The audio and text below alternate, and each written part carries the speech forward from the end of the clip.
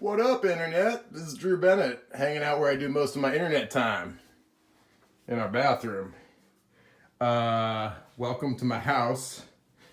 This isn't about my house, though, or my washer or dryer. It's about my studio. So I'm going to take you on a little commute to my studio. It's a glorious day here in Oakland, California. I just got my run-in, one of 3 that I try to do a week to maintain my physical and mental fitness. A very therapeutic activity that I feel very fortunate to be able to do. Similarly, I feel fortunate to be able to be here talking to you all right now and to have had the chance to build this studio here for myself a year and a half ago. I want to thank Carissa and Amanda and Juxtaposed and all the associated businesses, and give you a quick shot of my outdoor wood shop situation where I make my stuff for paintings and other things. And I want to welcome you into my studio, which is a very therapeutic place for me. What I'm excited about in this opportunity, other than sharing some of my practice with you, is just the general topic. The idea that professional arts and therapeutic arts have far too great of a divide in our culture today. And so hopefully this video of palette mixing and all these other videos by all these other amazing artists, many of which who I love and admire, all of which I admire, can help to bridge the divide between the therapeutic heart quality of art making and the commercial or professional practice of it. So yeah, let me get this stuff set up for you. All right, now we're back. I've done a little movie magic here to set up the palette. I put on my gloves and my sweatshirt that I have on my apron. These are just things, little rituals. They have purposes, but it's all just part of getting into the therapeutic zone. So again, every part of my practice serves a very therapeutic quality for me. I just happen to be at a spot where I need to mix a new palette, and so I'm excited to share my experience and process of that with you now. So you need your surface, you need your paints. I don't know how much of an instructional thing this is versus like just check it out, but the way that I learned way back when to mix a palette involves working with primary colors. I'm actually just taking some of the leftover colors from the palette that I actually work on to this palette, which is my old palette, which is smaller and works better for this format. So I just put down a cool yellow, a lemon yellow. Let's see. I think that there's some wet cadmium or regular yellow. Most of my tubes of paint have gotten lemon. This is the lemon. Too marred up to even know what I'm working with exactly, but all that matters is the color and whether it's warm or cold. So if we have a warm and cold yellow, and then we could get a warm red. Oh yeah. There's a warm red.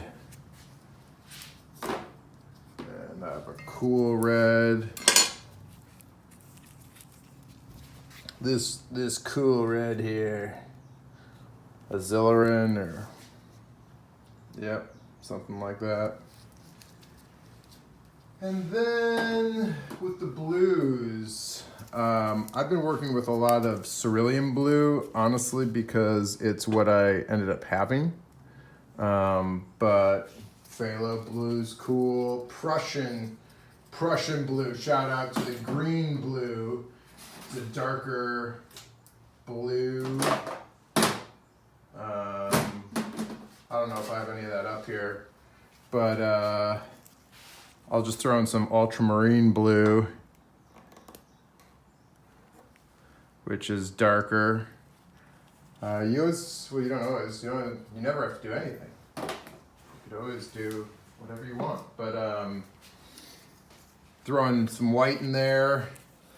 For whatever reason, I like to give myself 2 different dots of white to be able to, in deeper values and lighter values of color, be mixing that white.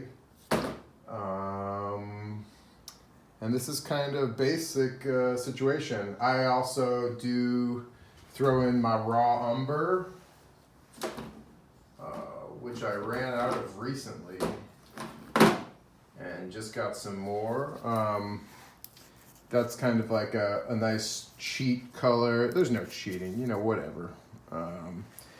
And a yellow ochre throw in there just to be able to muddy stuff up. So everyone has their own experience with color theory and color.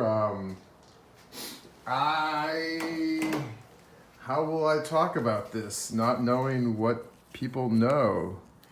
Well, you got your primary colors. They could be warm and cool. That's cool. And then you have your secondary colors. So you know that your yellow and red will make an orange. Your red and blue will make a purple. Your blue and yellow will make a green. Those are your secondary colors. Painting that I admire the most, I would say, has pretty complex colors. And if there's first primary colors, secondary colors.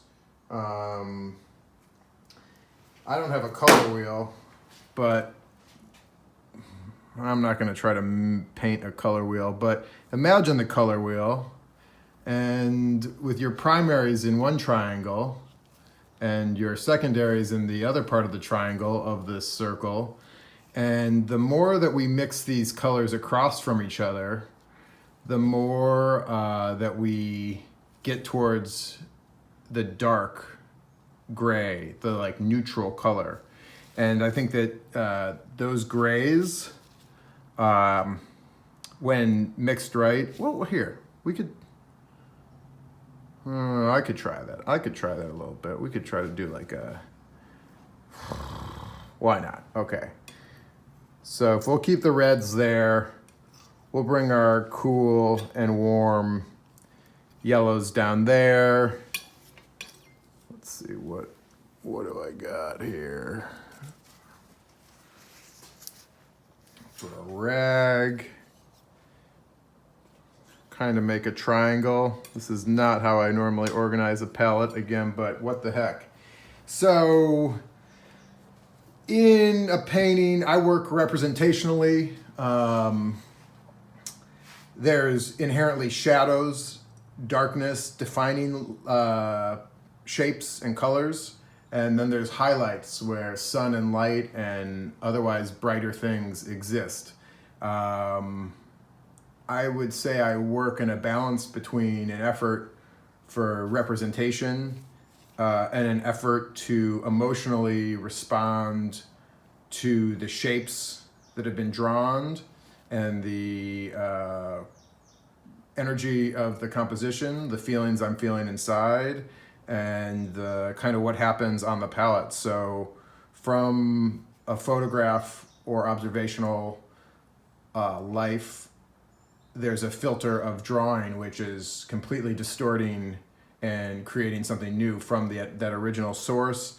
And then making a palette and applying color to that distorted, filtered drawing, I am attempting to respond to the instruction and inspiration of the drawing as much as the original subject matter. So back to this palette, I usually like to start into some deeps.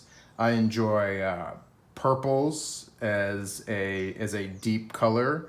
So if we were to take some of this blue here, also, I don't know how social media really works, but I think people like this, right? Oh, I know I like it. Oh yeah, whoa. So I could just do that for a while. Touch therapy, color therapy, therapy. This is out of the tube blue.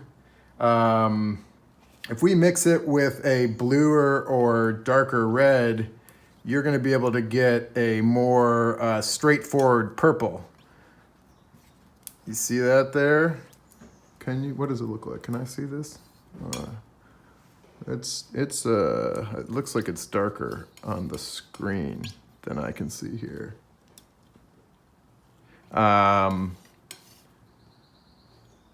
So what we got here is, yeah, it's not really working. Hang on one sec.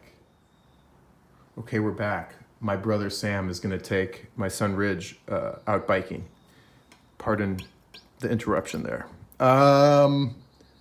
Yeah, this does look a lot different in the screen than real life. Anyway, you get the idea. Here's a purple, but so with your warm red and your blue, this is more on the warmer, maybe yellow side of things. So this mixed in with your blue is gonna make a much browner purple, which is kind of cutting across the color wheel there. Now you can see that difference, and even if there's a good amount of blue in there, now it's cooler, but it still has that mud, that like crossing the wheel brown in it. So that's fun. I like both of these colors. That's sweet. But to continue on in making nasty colors, you really gotta involve at least a little bit of all three primaries. So keeping on a cooler side, we can see what happens if we put this lemon yellow. Oh, I like that. I like these colors. I like these colors. I mean, so honestly, it's an intuitive process. After you practice a long time, you just kind of wing at it. I like that color, and so when I make a color that I like this color that just kind of came out of what was on my palette from this warm purple mixed with a cool yellow, you get that kind of nasty color in there. So I love this nasty green. So we could kind of put that down there, and then back to these darker colors. Let's take a warmer yellow and try to get in with some of this.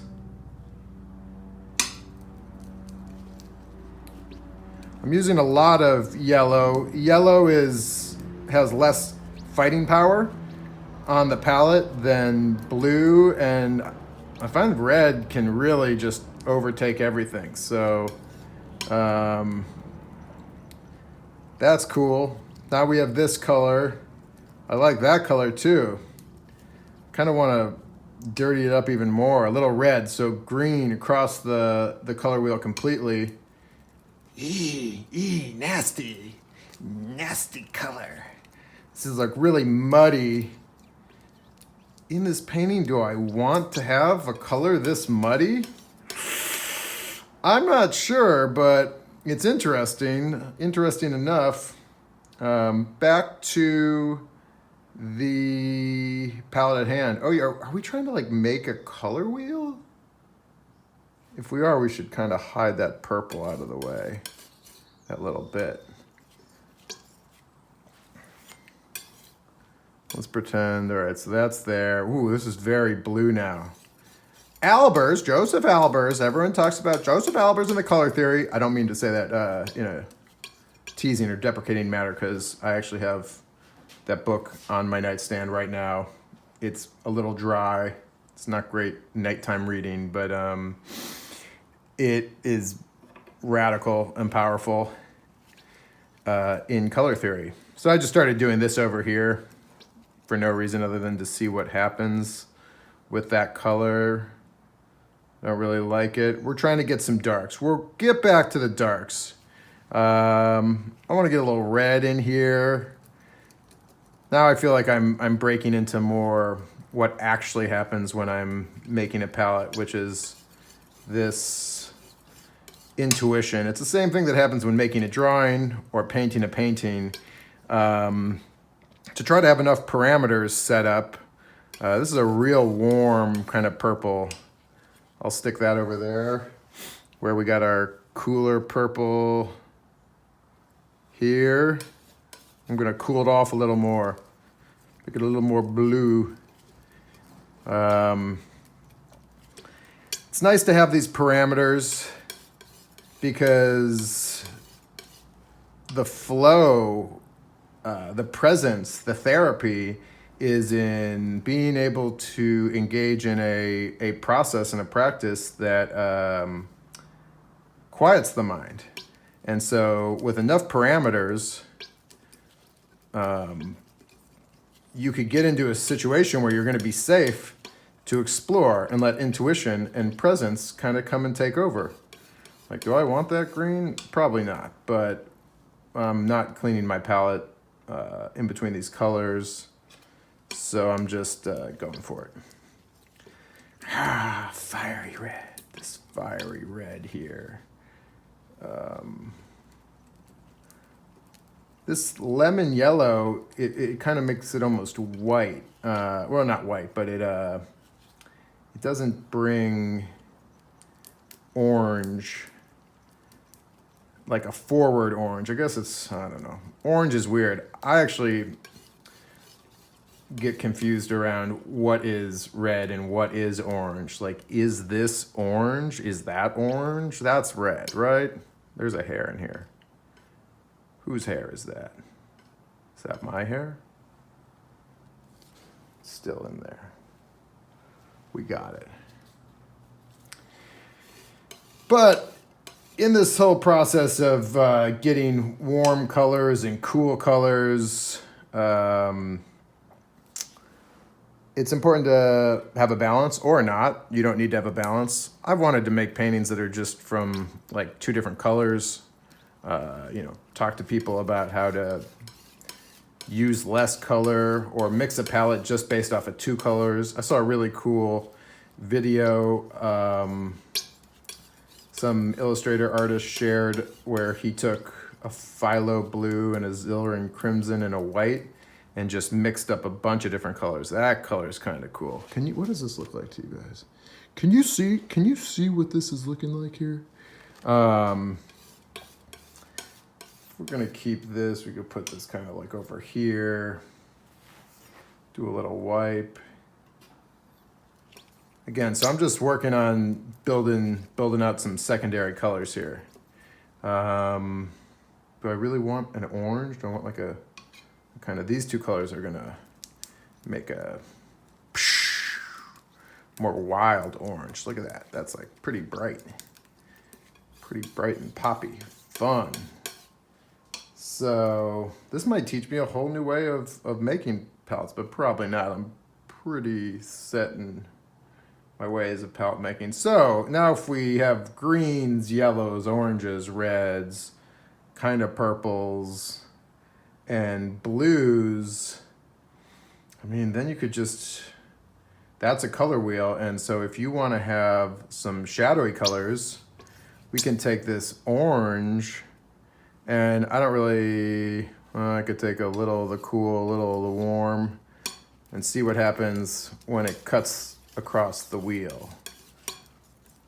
Ah, yeah. Now we're getting into something where I love it when a purple has a green. This seems pretty green to me now.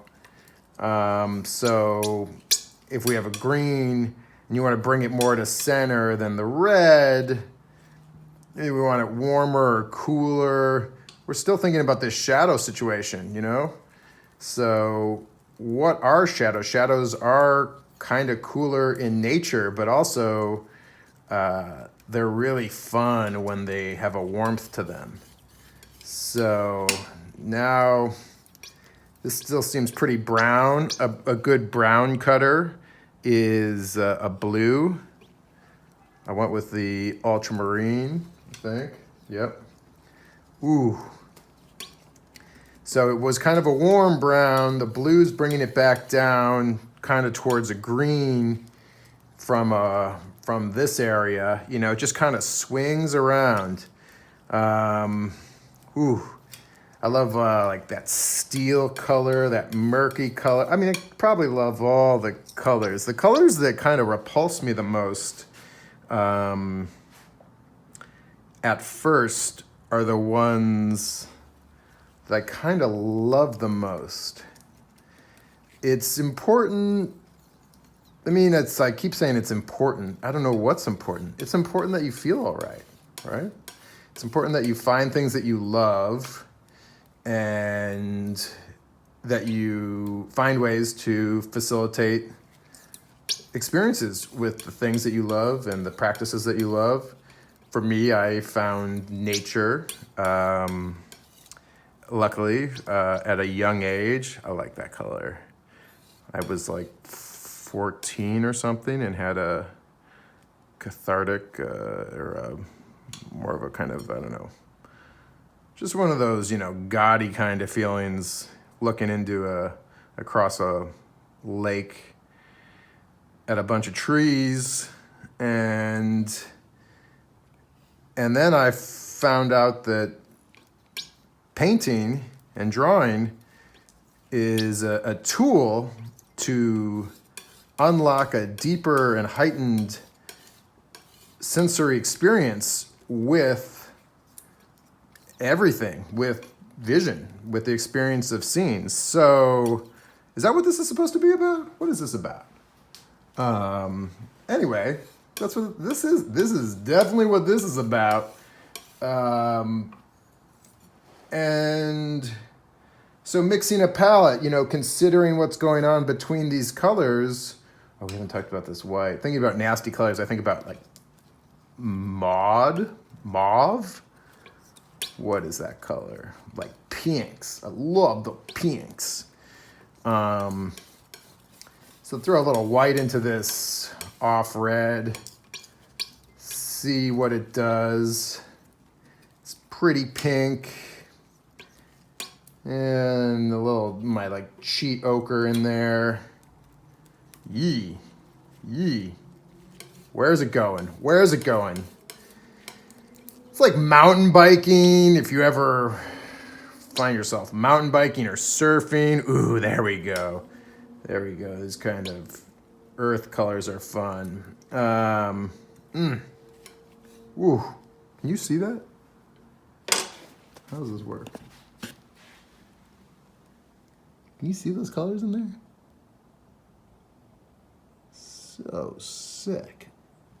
Oh yeah, so then this darkest color that we got so far, you can't really tell, but has a green quality to it, then our purple next to it, and then our blue over there, and that nasty color, this nasty color, this kind of poppy color. You colors be nasty. Nasty colors. Anyway, I don't know what, oh, I was gonna show you shadows. That was where we're going with this. So this is clearly not a shadow. Stick this over in the corner there. It's kind of like a Caucasian fleshy situation. Oh, I'm gonna cheat with some of my burnt umber here. This is a great way when getting into the darks. I don't use black paint in palette mixing generally. I I do it a little bit. It's really interesting. It has a lot going on for itself. But again, back to that whole situation of having parameters set up to get yourself into trouble. So, you could have like safe trouble and exploration. And so I like to be able to not know what's going to happen in a drawing on a palette or on a painting, and that I hope that the end result is a document of a kind of inward and sensory exploration, as you're seeing happen here. So, these colors together, that would be fun to just, could we just make a little painting right here on the palette? Ooh, ooh, ooh. No, we're mixing a palette. We gotta stay focused. Stick to the parameters. So we just warmed up that umber, which is already really a mix of a lot of colors going on. And then we cool it down with the blue.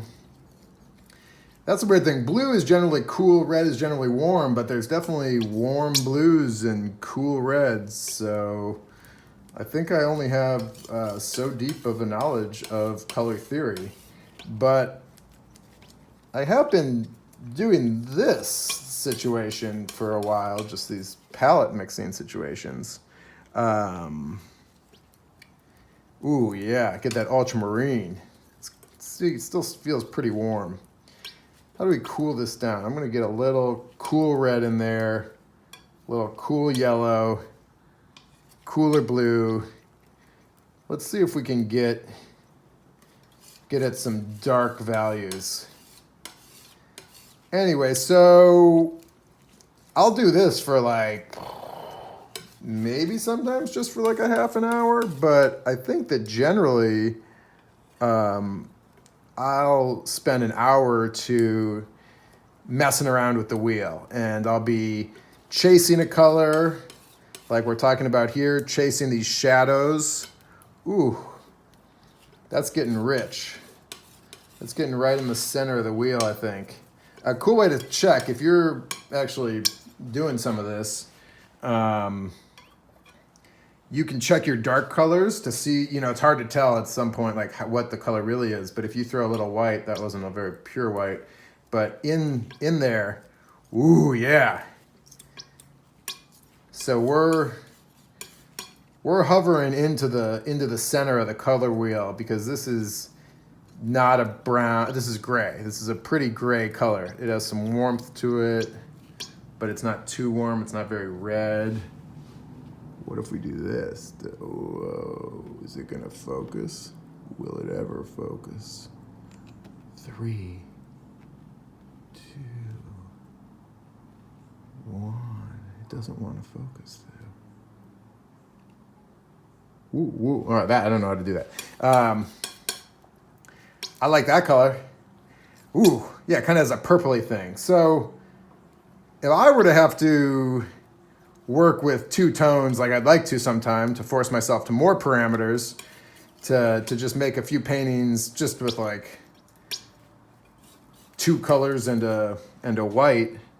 Where do I want to put that? I'll put that. Oh yeah, this is very purpley now, but I like that. I like that a lot. I would do purple green situation. What's this green? I do also another cheat, Viridian. Viridian is, I don't like any tube greens historically, but I have found this a pretty helpful color. This can get made between cobalt and cadmium yellow, roughly, I think, maybe not. But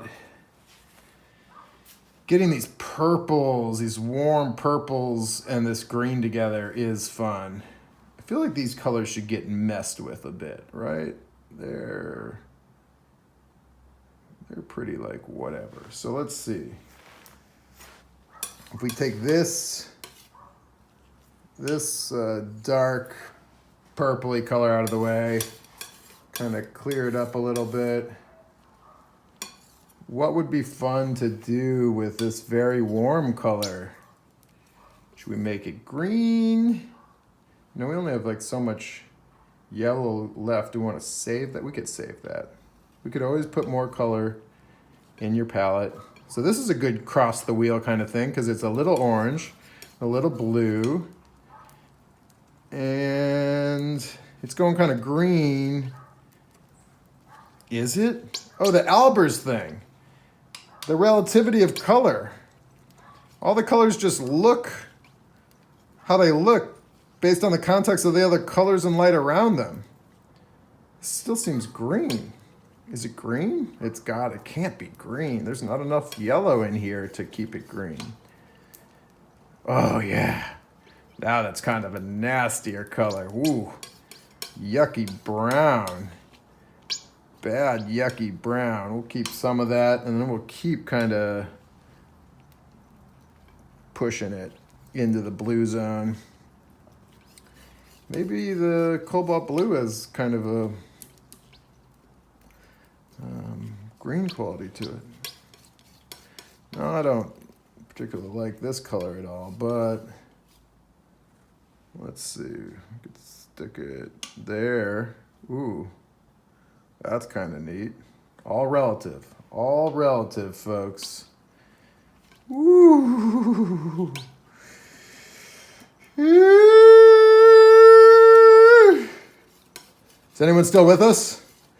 This is my first time trying to do video on Instagram or YouTube or wherever on the internet, period. That's cool. Kind of like this. I did not use my two different white wells in different ways, but it doesn't matter.